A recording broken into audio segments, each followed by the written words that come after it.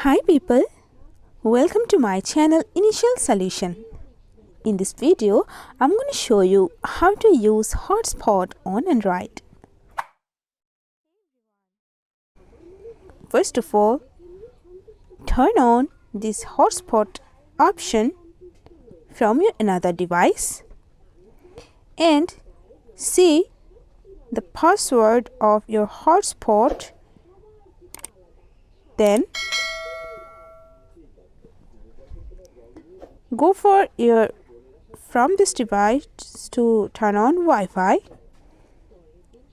and go for it, and normally just choose that connection to another device of your another device.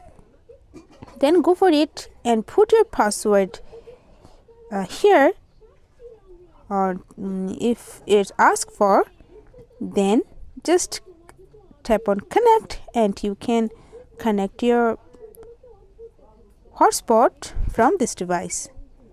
So yeah, that's it. This is how you can connect hotspot or use hotspot on Android. Hope this video helped you guys.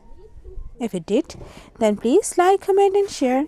Subscribe to our channel and don't forget to hit the bell icon for more videos. Thank you.